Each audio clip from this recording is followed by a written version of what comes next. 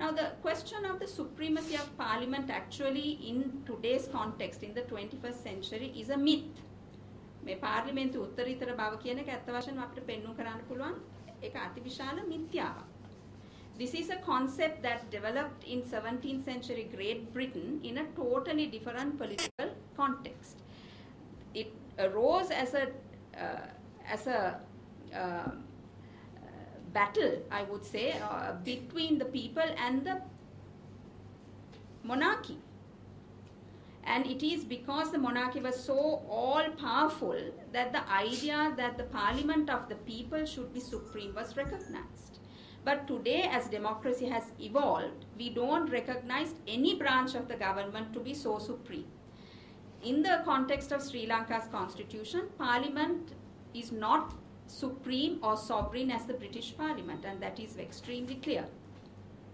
The Parliament of Sri Lanka is subjected to the limitations that are imposed by the Constitution. Parliament, for example, cannot pass any law that is unconstitutional. We know that. And then there are certain laws which cannot be passed only by Parliament, which require, in addition to a two-thirds majority in Parliament, it requires also submission to a referendum. So that means the powers of Parliament are extremely circumscribed by the Constitution. However, within the given powers of the Constitution, within those given powers of the Constitution, we would say where the legislative function is concerned, Parliament is supreme to that extent. But Parliament has absolutely no right to disregard the judgments of the superior courts of the country. If we acknowledge that the Constitution is the supreme law of the land, and the Constitution says it is the Supreme Court of the country which has exclusive jurisdiction to interpret the Constitution, then how can you say that other organs of the state can ignore the judgments given by the higher courts of the country? කොහොමද පාර්ලිමේන්තුව උපරිම අධිකරණ වලින් දෙන තීන්දුව අහක දාන්නේ? උත්තරීතර බව තියෙන ජනතාව අතේ නම්, ජනතා පරමාධිපත්‍ය අතේ නම්, උත්තරීතර නීතිය වෙන්නේ ආණ්ඩුක්‍රම ව්‍යවස්ථාව නම්, ආණ්ඩුක්‍රම ව්‍යවස්ථාවෙන්ම බලතල දීලා තියෙන ශ්‍රේෂ්ඨාධිකරණයට නම් ආණ්ඩුක්‍රම ව්‍යවස්ථාව නිර්වචනය කරන්න, එහෙම නැත්නම් අර්ථ නිරූපණය කරන්න, එවැනි අර්ථ නිරූපණයක් කොහොමද රාජ්‍ය අංශ අනිත් අංශ දෙක විධායකයෝ හෝ ව්‍යවස්ථාදායක අහක දමන එක සම්පූර්ණයෙන්ම ව්‍යවස්ථා විරෝධී බව අපගේ මතයයි. ඒක බොහොම පැහැදිලි. So this is the crisis that is there today. Now tomorrow we understand Parliament will debate the findings of the Parliamentary Select Committee, which have already been quashed by the Court of Appeal yesterday through a writ of certiorari, and they are going to go ahead with the debate, and most probably, given the so-called majority that is there in Parliament, the motion will to dismiss the Chief Justice may probably be, in all probability, be adopted. Now, what we are saying here as academics, as a segment of society that has a special obligation to the larger society to preserve democracy and the public interest, what we are urging the government to do even at this 11th hour is to please don't take the country into this precipice. මේ වගේ රට අගාධයකට අරගෙන යන්න එපා කරුණා කරලා. මේ අවස්ථාවේදී උනත් සිහි බුද්ධියෙන් කටයුතු කරලා ආණ්ඩුක්‍රම ව්‍යවස්ථානුකූලව ආණ්ඩුක්‍රමයට අනුකූල ආකාරයට මේ අර්බුදය විසඳන්න කියන එකයි අපේ ආයාචනය. දැන් ආණ්ඩුක්‍රම ව්‍යවස්ථානුකූලව මේ තත්ත්වය කොහොමද විසඳන්නේ කියන ප්‍රශ්නයක් නැගුවොත් ඒක බොහොම පැහැදිලි.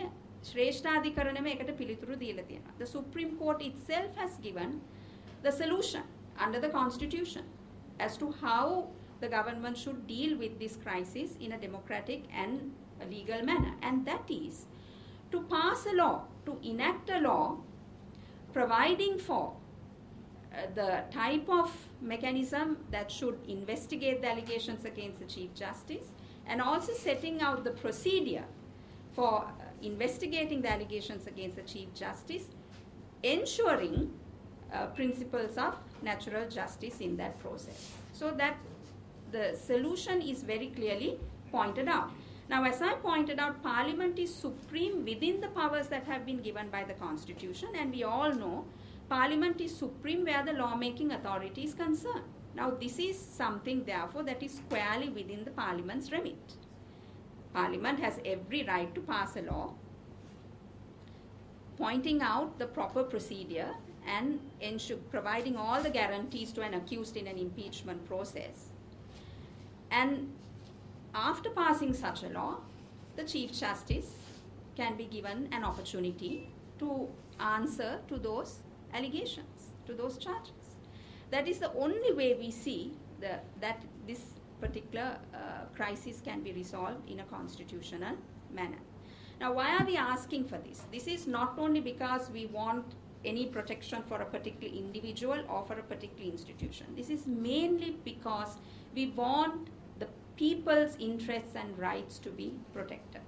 The Supreme Court and the other organs of government has been set up not for just,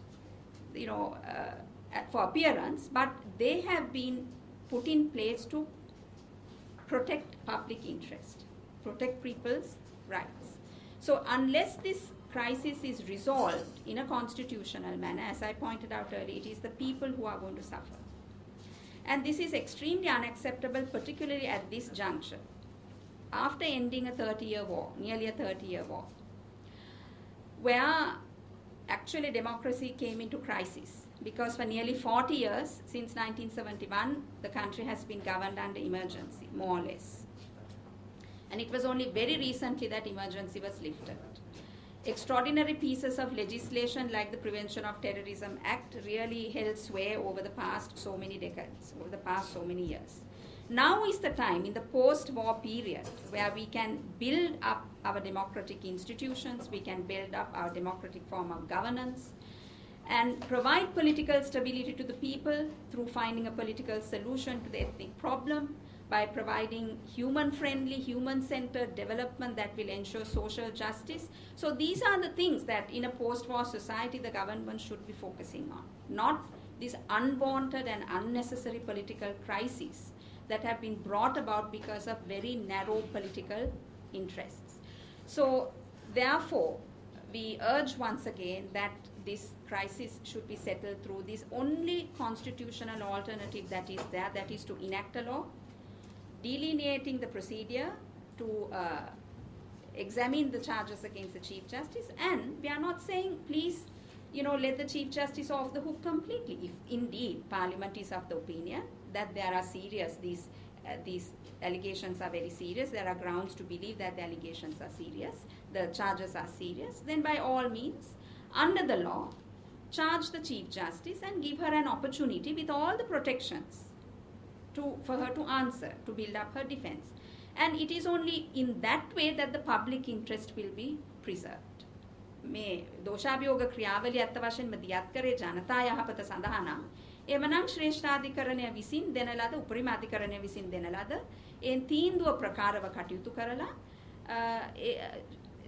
අග්‍ර විනිශ්චයකාරතුමියට තමන්ගේ නිදහසට ඒ නව නීතිය යටතේ සියලු ඒ ආරක්ෂාවන් සහිතව සියලු ඒ අයිතිවාසිකම් සහිතව ඇයට ඒ චෝදනාවලට කරුණු දැක්වීමට අවස්ථාව දිය යුතුයි. එයින් තමයි මහජන යහපත සැලසෙන්නේ. මහජන අයිතිවාසිකම් මහජන පරමාධිපත්‍ය දිනනවා නම් අන්නේ අවස්ථාවේදී විතරයි දිනන්නේ. එහෙම නැත්නම් මේ පටු දේශපාලන අරමුණු සඳහා මේ වගේ ආණ්ඩුක්‍රම ව්‍යවස්ථා වැරදි ආකාරයට පාවිච්චි කිරීමෙන් මහජනතාවට වෙන්නේ විශාල හානියක්.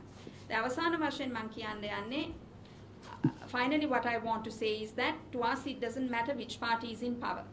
Who is in power is immaterial to us. We want to remind you that we are very cognizant of the fact that this constitution was inspired by a regime that is currently a party that is in the opposition, the United National Party.